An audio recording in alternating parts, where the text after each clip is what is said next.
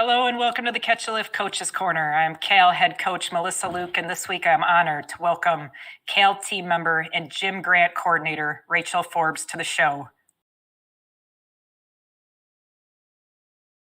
Hi, I am so stoked to be here. Oh my gosh, happy to talk with y'all and, get out there.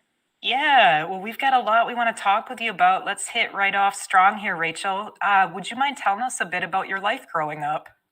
Sure. I'm a New Englander, so local to the Boston area. My entire family is from there.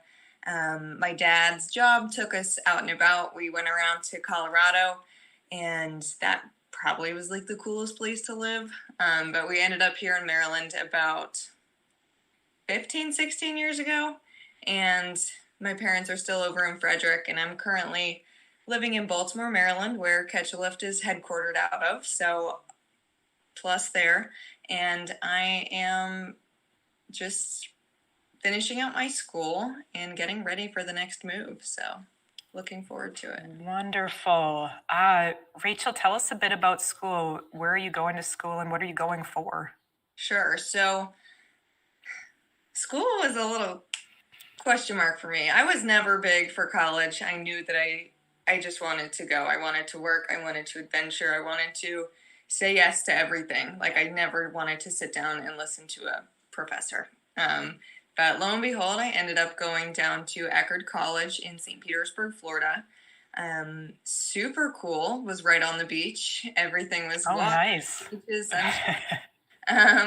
and it was a lot of not school time. Yeah. I was having a lot of fun, which is important. And I was a chemistry major down there. So I did chemistry for my first 2.5 years. Around the middle of sophomore year, I decided to come home. I was tired of looking at the very flat landscape of Florida and taking 3 showers a day. It was humid and gross, and I had my fun. So I came on home up to Towson University, which is just down the road here in Towson, Maryland. And that's where I picked up forensic chemistry. And I took one class and I was like, I can't do this for the rest of my life. I really can't. Chemistry is cool and I love it, but I ended up changing my major my junior year to sociology and anthropology with a concentration in criminal justice. And I really had big goals for like FBI. Yeah. And I always knew I wanted to do something higher up, but I never wanted to go through the middleman phase. I don't. And I probably won't. So I'm finishing out my degree. I am 7 days short of, fingers crossed, getting my degree. 7 days, oh my gosh. Yes. It's a boatload of work and I'm just nose to the ground going, but I should end up with that degree and I'm very happy with how it turned out. I think I made all the necessary bumps and changes in the road. I got to experience a lot of things and I will be able to bring a lot to the table with my various degree changes and class coursework. I mean, lo and behold, I'm not even using the degree. I'm here with Catch a Lift and I'm loving it and I'm intending to stay. So. Oh my gosh, yeah. Well, we're so excited to have you and, so stoked to have you like coming on to as like a full-time basis here once you're finished with school. To kind of touch back on another thing though with the school. So, like you said, you've been to a lot of, a couple different schools, you've studied different stuff. What's been your favorite thing or like what was your favorite class or what really got your heart charging through school? I give a lot of credit to Towson University for being in such an interesting area. Baltimore County, it's right outside the city, and there is a lot of social injustice that goes on in Baltimore City, as well as very many areas of the world. Right. But it was very eye-opening to be so close to it, and I was able to work with Baltimore City crime scene for a semester. Really? With the city police. It was a crazy job. I bet. Saw a lot of things, gosh. But I saw so much hurt and so much inequality in the simplest things that people do. And it really did deter me from, joining a specific area that I had been looking at for employment. And it more redirected me to the importance of nonprofit work. Yeah. I often think this is a very unpopular opinion, but outside entities that aren't government based, they have power to do a lot of things. And the classes that I was taking at Towson, lots of the professors were doing that type of work with youth in prison and with just different populations in prison that need that advocacy. So it was very eye-opening to me. Really drives me for change, really makes me want to be out there advocating and doing small work, not for big companies.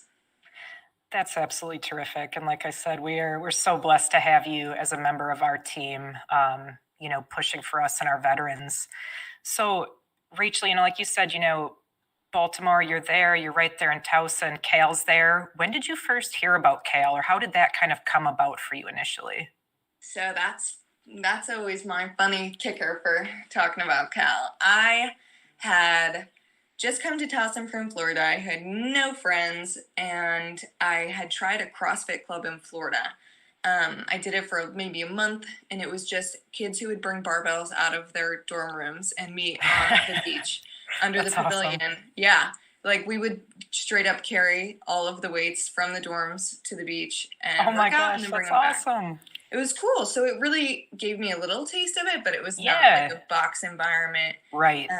So I went ahead and joined CrossFit Towson, formerly known, now it is Towson Fitness. But I joined, and the head coach there, Darren Winnick, he was really just took me under their wing right away. I mean, I fit right in there, and I felt like I had friends. Like, I'm 22, and at the time I was 20, so I could easily say most of my friends in Towson were the ages of 25 to 45, like best friends. But Darren had asked me, he said, "Are you looking for a job?" And I said, I'm actually working at the Towson University gym I was cleaning the gym. But I was like, of course, I'm a say yes person. So I Yeah. said, of course, I'm going to give it a try. What do you need?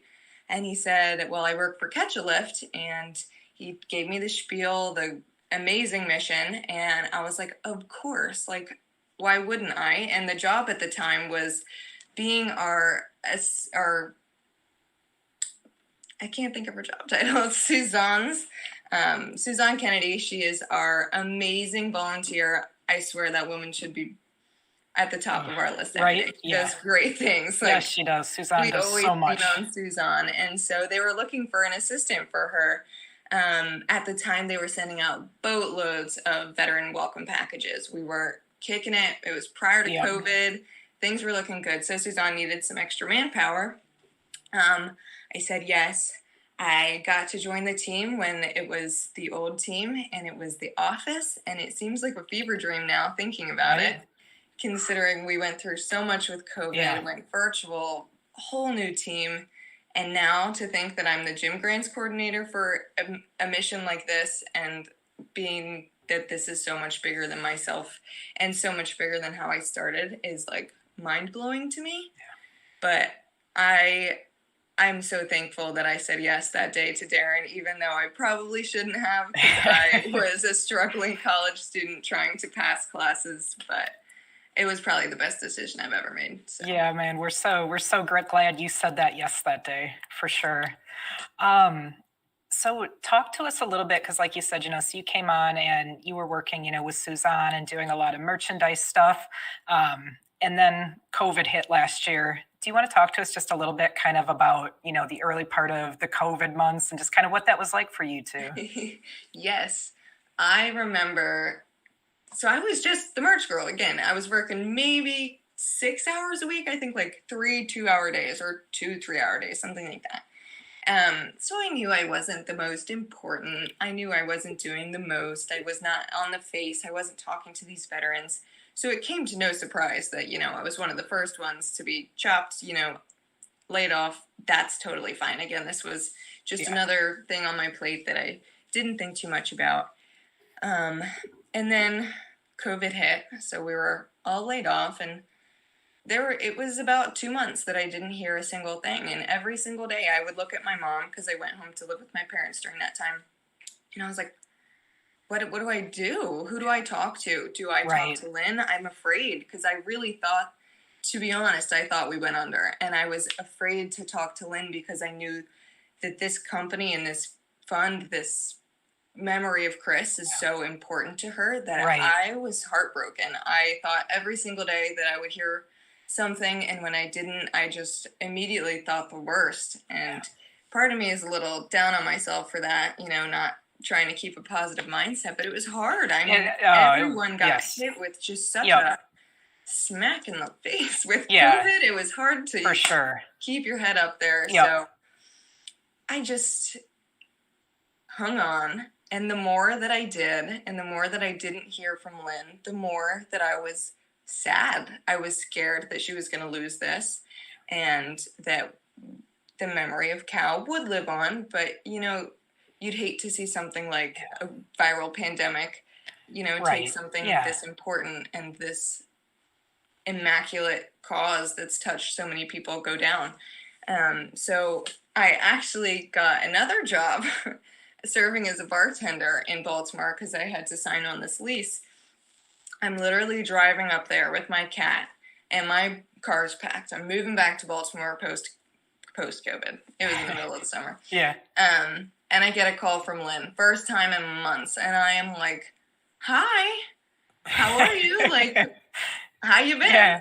Hey, we're opening back up. Like, would you like to jump on full time? Like, we have a great position. Like, I really need some help." Like, I should have pulled over. Like, I probably shouldn't have been driving. Yeah. But it was such a relief, and it's kind of like a little tiny seed of hope. And it was a new team, a new mission. I mean, we really restructured Cal, so it felt so good to get a call and hear that we still had past employees sticking around. I know that COVID was a hard time for a lot of our individuals and they had to go down different paths, but to hear that we were growing and new people and just like different positions, like I got to be the fly on the wall at the beginning and see everybody's duties in the office, and then we got to watch them mesh and like everyone picked up different tasks and helped people out. At the very beginning it was so hands on deck, like it was chaos, but it felt so good to be back, and it really felt like we had a whole new purpose. Because we had to get back. COVID was such a hard time for our veterans, especially. We really had to jump on all hands on deck, 100% nose to the ground, and just go. So it felt very good. Yeah, absolutely. So, it's been no secret, Rachel, when Cal had to close the doors, for that period of time, it was like March 17th, we put all grant funding on hold, closed applications and everything. Then, midsummer when you came back on, we had around 600 veterans that were on that wait list that had not yet been served by us. And this obviously was weighing on everyone extremely hard, including you. Talk to us about going after that wait list aggressively, through the end of 2020 and into 2021. Absolutely. That wait list was born with me from the second I started this position. Yeah. So I felt like I was on not a time crunch, but I wanted to see, how fast can we really power through this? Not half-assing it, but really getting through it and getting to talk to each and every single person on that wait list who would answer us. Yeah. And it became a game. Like every day, how many people can I call? How many people can I cross off this list? There was a little bumps, a little mess with the gyms and stuff. COVID lifted and didn't lift in certain areas. So many gyms followed different protocols. So many vets didn't feel the mask is very hard to work out in. And there was people not comfortable. We have such a high risk population that it was important that they stayed healthy and they stayed safe. So putting all our active people on hold and still on hold and switching to home equipment, and all the while that wait list just stared at me in the face. I mean, I have currently probably 13 tabs open on my computer. That wait list has never been closed. It lives rent-free on my computer all day, every day. And I am so stoked to say that we have finally knocked it down to about 120, and all of those people were approved in early 2020.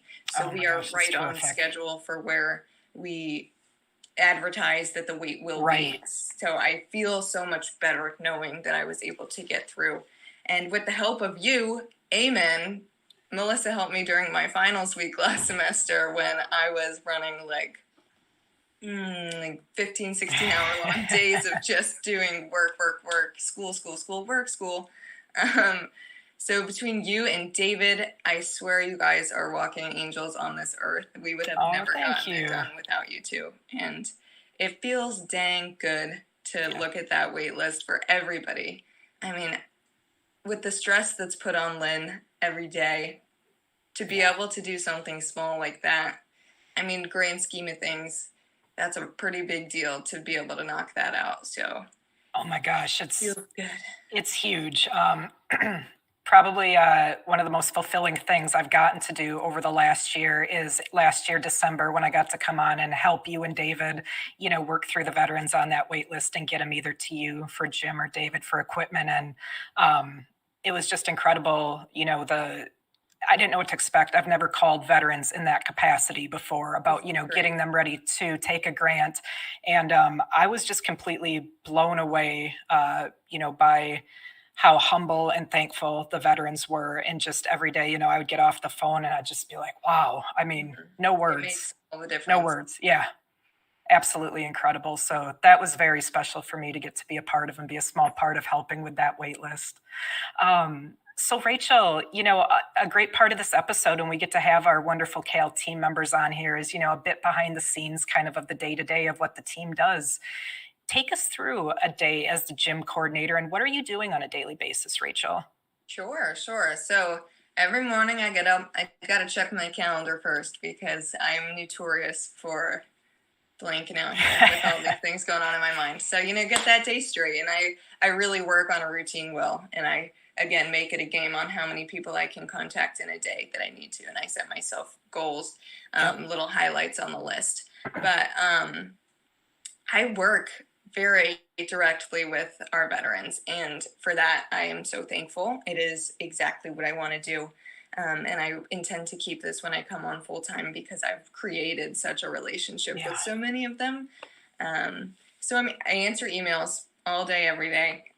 Most of them are, hey, my membership was on hold during COVID. Like, I'm looking to get back in the gym. Contact the gym, contact the vet, make sure they're comfortable going back, make sure the credit account is set, and then, get them back into the gym. Currently, again, we're still looking at that wait list. And I'm still going. So that's an everyday task. I do it every single day. I go down the list, I give our vets a call, and it's the call that they've been waiting for 2 years. Right. So right. Every day I get to hear the excitement and the idea that they have hope in a gym, that it's finally here. They've been waiting for this, and that is incredible to me. So I make those calls. They range from quick 2 minutes to like a good 10-minute chat. Like, it's really awesome to be able to get these vets on the phone who are just so stoked and just so ready to share their readiness and their accomplishments with you. And that's how I know that they're just going to do great things in the program. And I always like to tell them that, like, keep that eagerness, keep that excitement. It'll take you really far. Oh, for sure. So lots of gym coordination. I really have become quite preferable. I can't think of the word. I have some favorite gyms is what I'm trying to say. I really enjoy calling the gyms, but there are some that they're really tough to get with. So all day long, it's kind of it's a vet, a gym, me, gym, vet, vet, gym. Like, it's all back and forth, but it's very good for me. I really enjoy talking to people, and I'm not afraid to talk on the phone and negotiate prices and get people in on some good deals for our gyms. And again, these gyms are crazy nice and supportive. That's so great to hear. Yeah, they're really doing the best that they can with helping us out. So, and we're trying to do the same we know that they're hurting as well through COVID. Yeah, absolutely. So, nonprofit work isn't easy, right? And, the job that you're doing is definitely not easy. And I've said many times, like talking to David, we'll bring up Rachel, and I'm just like, oh my gosh, like Rachel, not only are you dealing, with, Cal specific stuff in the veterans, but you also have this added stress. You're dealing with all of these different gyms all over the country. And, like we said, these gyms have not been immune to the hardships that 2020 and 2021 have brought them. Rachel, how do you stay inspired, to stay on point and keep working to aid our veteran members in our community? Internally, I think our team really drives me. I like watching everybody else do their job to 110%, and that pushes me to continue to do mine to that extent as much as I can.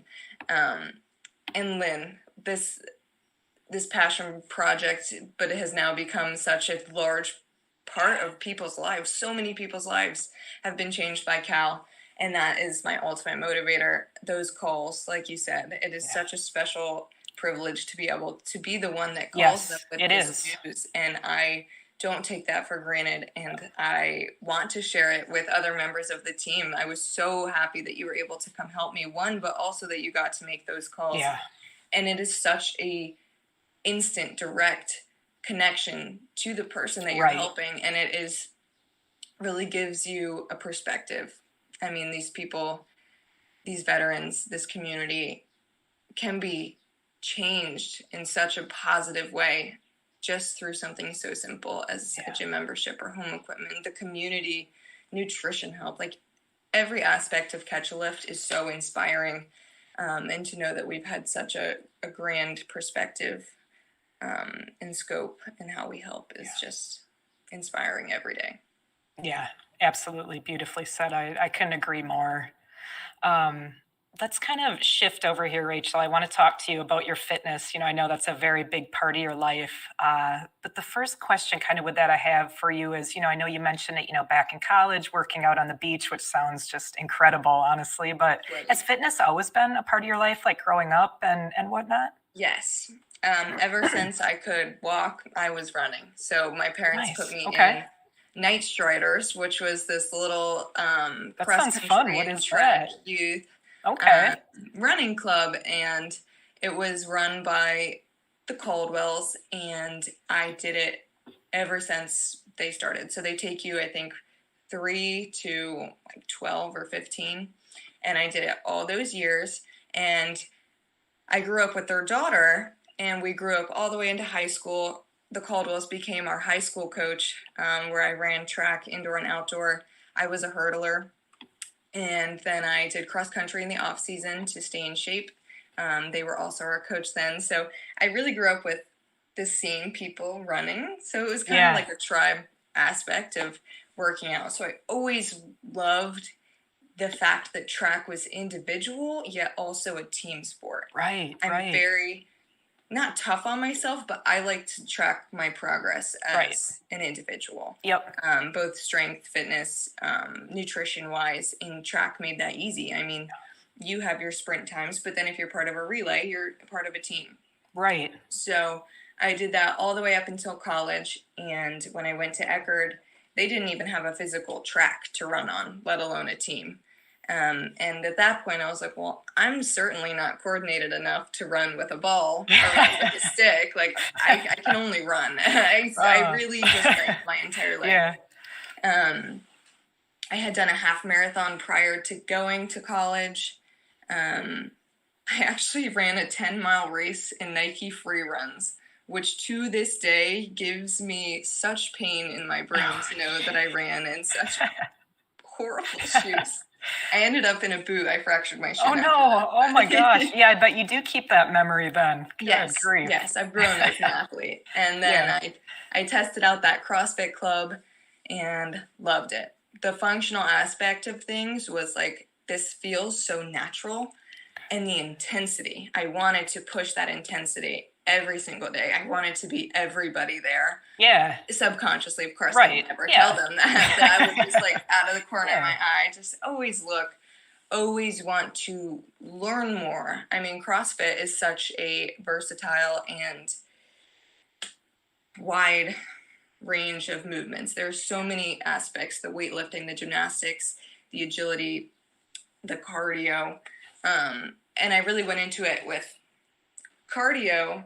The weightlifting was like here. Right, right. And I was a gymnast as a child, so I had some of that. You had that background. Yeah. Mm-hmm. And then when I came to Towson, I called up Darren, and you had to do a foundations class before joining. But Darren said on the phone, he goes, yeah, you sound like you know what you're doing. He said, you can just show up. That's funny. And so I did. And 2 years later, I'm coming up on 2 in August. I think I'll have spent 2 years with Darren and my family at CrossFit House, and they have been so supportive.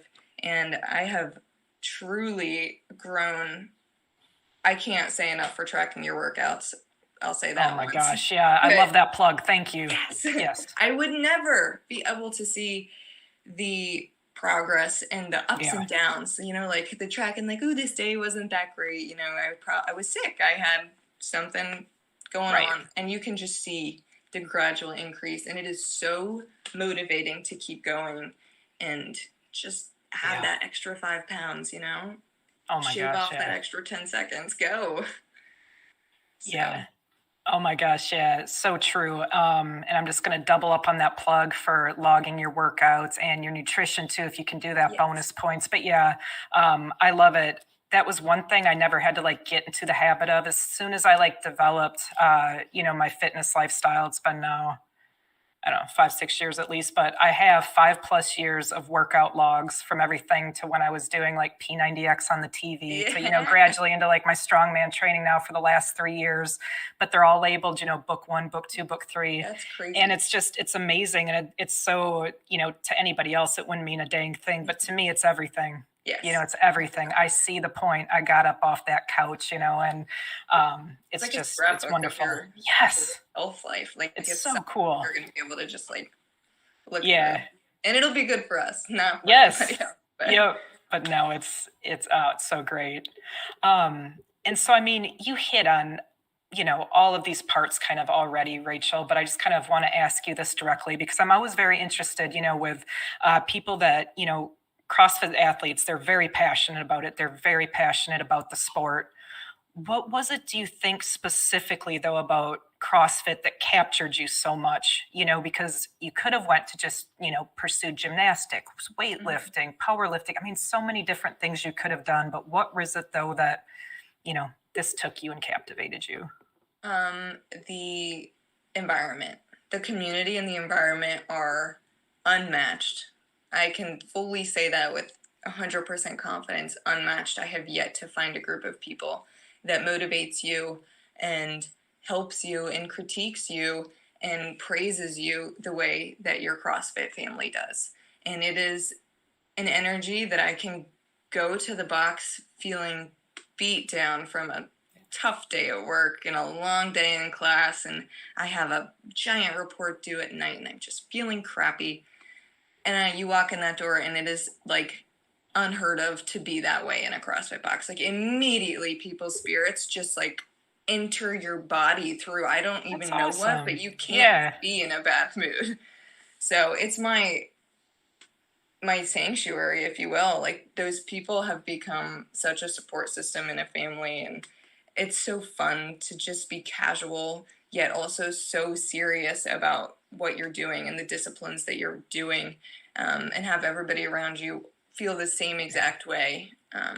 And, you know, if you're not pushing yourself your hardest, they're going to call you out on it. So I love that aspect. There's no sandbagging it. Yeah.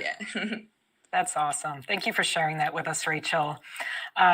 So you have some very exciting news. I'm going to let you share that. So very happy for you. Rachel, what do you got new in the CrossFit world for us? I recently took my CrossFit Level 1 certification course to be a CFL1 trainer. That was April 24th and 25th. 2 extraordinarily long days for a girl with ADHD sitting inside. And I passed. I am so stoked to finally have this to take with me into my next, you know, endeavor and adventure in life. And I feel so nervous, but I know that I do it every day. Like you're quietly coaching your friend in the corner and they're doing it back. It's no different, but honestly, I see so many more things now that I have that certification. I Yeah. know like all the little things I was doing wrong. But Darren, again, probably one of my greatest supporters in CrossFit, and climbing the ladder with going into the big girl world and work. He's been nice enough to let me come coach at Towson Fitness. Sorry, I'm used to calling it the other one. And I'm coaching my first class tomorrow evening. So Oh, that's so exciting. I'm really excited. Oh my gosh.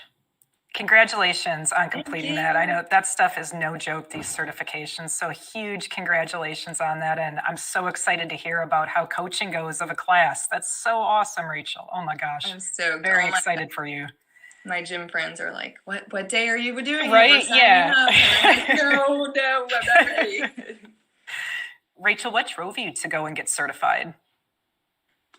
I wanted to have something to propel me farther into catch a lift and into the world where I feel most myself, which is the fitness world. And I'm all for having a college degree. I mean, that's been ingrained in my brain since I was a child. But this is something that I'm passionate about. This is something that helps me help others in a way that I know that I can help, because I feel like help is only constructive when the person who's doing it is passionate about it and knows what they're doing and has all of the energy right there for that reason and for the person that they're helping. Yeah. So I wanted to have something that would, allow me to take a step into a new direction. I mean, I would never have the opportunity to coach prior to getting this certification, and now it opens up so many doors. I really hope to help any way that I can our coaches in Catch a Lift, as well as just a little. Every morning I go to the gym at 5:30, so why can't I coach 5:30, 6:30, and then come to work 9? I love it. And it's so interesting because, like when I asked you about, what is it about CrossFit? And, we had Sarah Rudder on recently too. And I asked her, and, it was the community, and you echoing that, the community. It's so wonderful. And it's really interesting too, because it connects in with Kale so perfectly, right? Mm-hmm. Being, one of our core pillars, we know what community does to a person and how very valuable it is. So yeah, we're definitely gonna take you up on some of that CrossFit training for sure to help with the vets. Shout out to Sarah Rudder though, for real. During the Open, I was doing it over here on the East Coast, her on the West. Every day, me and Lynn would call her. My jaw would be on the floor. That girl crushes it. So motivating. Yeah, it's absolutely tremendous. That was really fun watching Sarah through the Open for sure. All right, Rachel, I've got one more question for you today. What does it mean to you to be Kale Strong? All right. For me, the question, what does it mean to be Kale Strong, means going out there and fulfilling the legacy and the memory of these courageous, these strong, these brave, these relentless veterans who gave all, and the ones who return to us and continue to adapt to their life at home here. It means to be strong for them and with them, not even for them, be strong with them and walk that walk as well as you can with your brothers and sisters. For those who gave it all, like Chris. I mean, this is Catch a Lift truly embodies such a wonderful piece of Chris and piece of the Coughlin family. And I think that to be Cal Strong is to really give it your all and to really give it all to Chris. Yeah. Absolutely wonderful. Thank you so much, Rachel. Thank you. This was great. Oh my gosh. This was so fun. And like I said, we're so excited, to, have you come on, after you graduate, to see even more of you. And, with your CrossFit certification now, to definitely get you involved where we can, with the veterans. Thank you so much for all you do for our veteran athletes and for the Catch Lift team. We appreciate you so very much, Rachel. Thank you, Melissa. This has been awesome. And, working with all of y'all every day is just the highlight of my everyday. So very I feel that. Yeah. Happy to stay. That's it for this week's episode of Coach's Corner. We will return next Wednesday at 1 Eastern Time with another new episode. Thank you, Rachel, so much for sharing your story and your light with all of us today. Absolutely tremendous. Thank you to ClearBridge for all your support of all things Catch a Lift. Huge thank you to Lynn Coughlin, Henry Pomper, and Kaylee Nasiri for all of the work you do to continually make this podcast possible. And a big thank you to the entire Catch a Lift team. Until next week, keep it real and stay Cal strong.